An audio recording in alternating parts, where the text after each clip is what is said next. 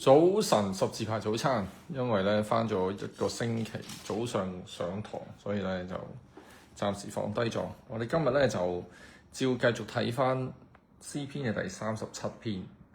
咁我哋就讀唔晒全篇嘅經文，不過就讀到去我哋今日會睇到嘅經文先啦。係啦，咁大衛的詩，不要為作惡的心懷不平，也不要向那行不義的生出嫉妒，因為他們如草快被割下，又如青菜快要枯乾。你當倚靠耶和華而行善，住在地上，以他的信實為糧，又要以耶和華為樂，他就將你心裏所求的賜給你。當將你的事交託耶和華，並倚靠他，他就必成全。他要使你的公義如光發出，使你的公平明如正午。你當默然倚靠耶和華，耐性等候他，不要因那道路通達的和那惡謀成就的心懷不平。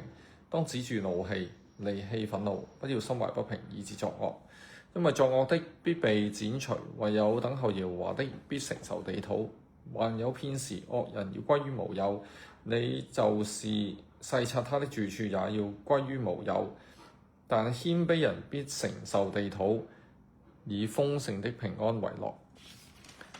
咁之前咧，我哋已經睇到第11節嘅分段上面咧，其實就係分咗幾部分啦。一個就係叫大家去相信神啦，即使見到惡人嘅風生水起。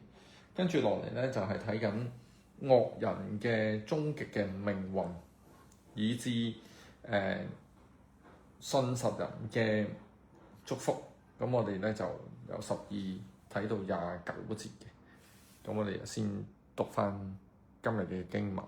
惡人設謀害義人，又向他咬牙，主要笑他，因見他受罰的日子將要來到。惡人已經弓上弦，刀出鞘，要打倒困苦窮乏的人，要殺害行動正直的人。他們的刀必刺入自己的心，他們的弓必被折斷。一個義人所有的雖少，強過許多惡人的富裕，因為惡人的膀臂必被折斷，但耶和華是扶持義人。耶和華知道完全人的日子，他們的產業要傳到永遠。他們在急難的時候不致羞愧，在饑荒的日子必得飽足，惡人卻要滅亡。耶和華的仇敵要像羊羔的脂油，他們要消滅，要如煙消滅。惡人借貸而不償還，義人卻恩待人並且施捨。蒙耶和華賜福的必承受地土，被他咒詛的必被剪除。義人的腳步被耶和華立定，他的道路耶和華也喜愛。他雖失腳，也不致全身仆倒，因為耶和華用手攙扶他。我從前年幼，現在年老，卻未見過義人被棄，也未見過他的後裔討飯。他終日恩待人，借給人，他的後裔也蒙福。你當離惡行善，就可永遠安居，因為耶和華喜愛公平，不撇棄他的聖民，他們永蒙保佑。但惡人的後裔必被剪除，義人必承受地土，永居其上。好，呢個就係我哋今日睇嘅經文啦。今日由第12節開始，其實都唔複雜嘅，咁就開始過渡到去開頭就係見到啲惡人風生水起嘛。咁而家咧就會睇到啲惡人咧。其實佢不斷都想去憑住自己嘅能力去取勝啦。咁但係同時間咧，神咧就會興起義人同埋嗰啲即係唔值得被指控嘅人。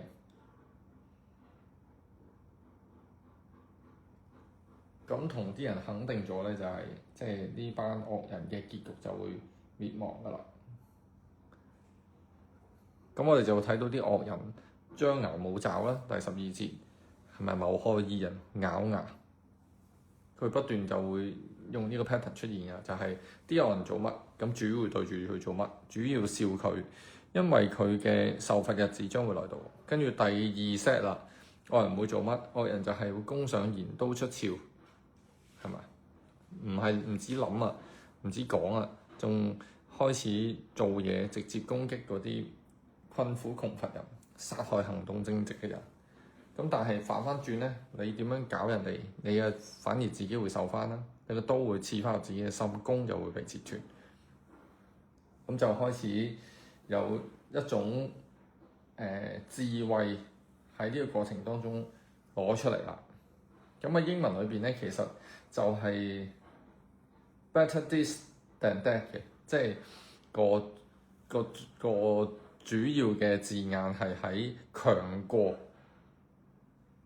係啦，強過某一件事，強過一件事。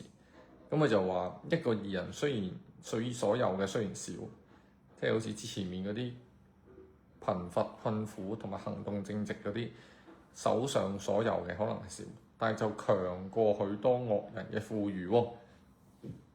咁你呢個要諗，其實係唔 make sense 噶嘛，即係矛盾噶嘛。即係明明嗰個惡人有錢過你，又有權過你，咁點解你有嘅嘢仲多過佢嘅富裕咧？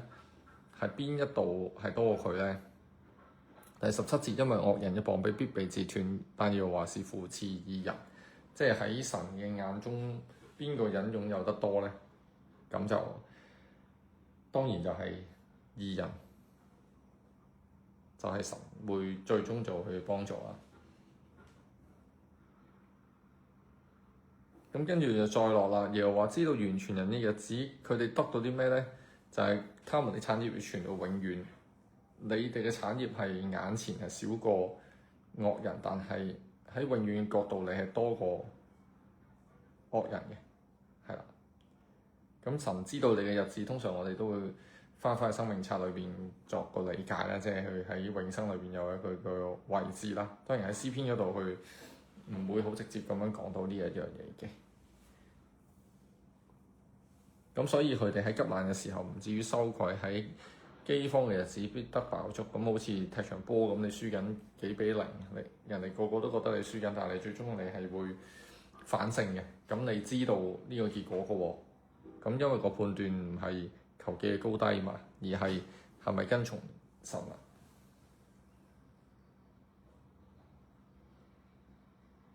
惡人就卻要滅亡，耶和華嘅仇敵要像羔羊嘅脂油，如煙消滅，如煙消滅。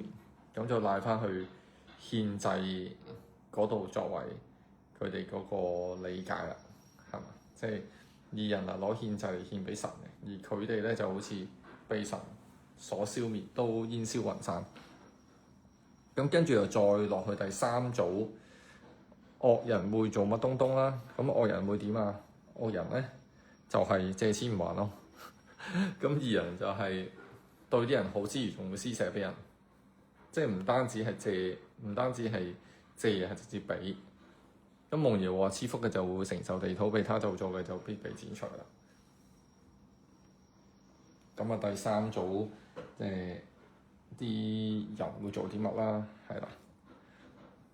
咁義人嘅腳步就被耶和華立定，佢嘅道路耶和華喜愛，雖失腳得不至全身仆倒，因為耶和華用手攙扶他。係中間係有不利嘅情況出現，但係最後神都係安排。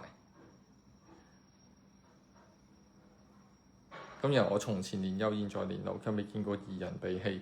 呢個就翻去一個個人嘅經驗同埋觀察裏邊啦。即係我未見過義人被離棄，也未見過佢嘅後裔討飯。終日恩待人，借給人，佢嘅後裔也蒙福。咁呢個善有善報，福有攸歸，呢個就唔係我哋平時講嗰種佛教因果報應啦。其實係個公義在於神，你信神，神會行公義，最終佢會擺平反翻呢啲嘢嘅。你當離惡行善，就可永遠安居，因為耶和華喜愛公平，不撇棄他的聖民，他們永蒙保佑，但惡人的後裔必被剪除。咁呢個安居咧係一個好嘅解釋。呢個 during 係啊，即係住喺裏邊咧，就通常前面係有一個四處漂流嘅狀況嘅。咁呢個就好貼合翻以色列人嘅，即係其實都安定嘅中間就係呢啲流散嘅過程啊嘛。無論喺曠野定係秘魯時間，其實都係好似上坡定下坡啫。即係未有王朝建立之前，咪就係走緊上坡，係咪未攞到嗰樣嘢？而家攞到腐敗敗壞，就係走下坡嘅時候嘅流散啦，係嘛？咁其實嗰個性質係類似，不過你由 A 點到 B 點，B 點到 C 點嘅差別啫。咁呢一度當然就係講緊神嘅對於信實嘅人嘅一啲安排啦，係啦，所以就講緊永遠都唔會最終係乜都冇嘅，係啊，即係唔會最終信神信到原來係得個吉嘅咁啊，冇錯。咁啊，所以29節最後結論就係義人必承受地土，永居其上。我哋暫時睇到呢一度先，我哋先祈禱。主要感謝你俾我哋都睇到4個嘅惡人嘅動作，佢哋會謀害啲人，佢哋會出手攻擊人，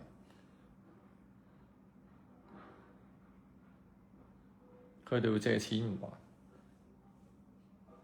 佢哋呢一啲全部都係講緊佢哋要去，未必係自義，佢哋自強，佢哋係自己稱自己為強者，可以以此欺壓啲人，恃強凌弱。